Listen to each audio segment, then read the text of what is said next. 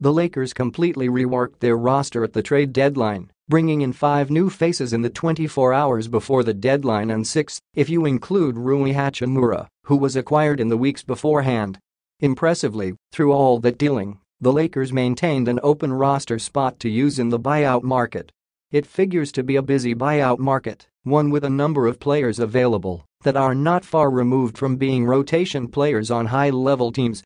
The Lakers have less obvious needs now post-deadline, but can still have some weaknesses addressed with the right signings. Let's take a look at 5 potential buyout candidates. But first, if you are new to the Lakers news channel, take advantage and subscribe so you don't miss the latest news that happens in the world of basketball. We are always bringing you firsthand here. Enjoy and like this video so that YouTube continues to bring you the latest Lakers news in the world of basketball. Kevin Love. Consider this one a little bit of speculation and based on nothing reported.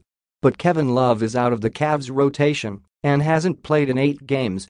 It seemed as though he might be a trade candidate, but with his enormous contract, that wasn't likely.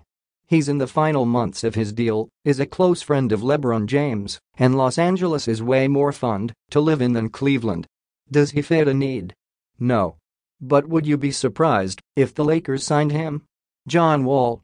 While Wall was traded to Houston, he will almost certainly not be playing for the Rockets this year.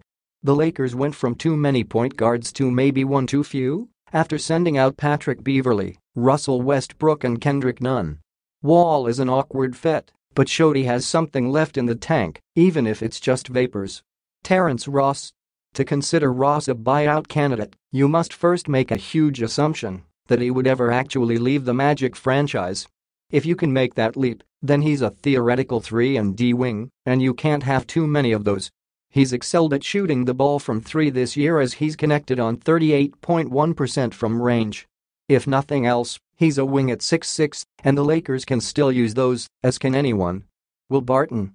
The Lakers love nothing more than acquiring former Wizards, and Barton would be a good one to get.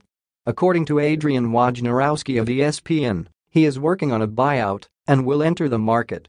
He's not been in the rotation consistently this year for the Wizards.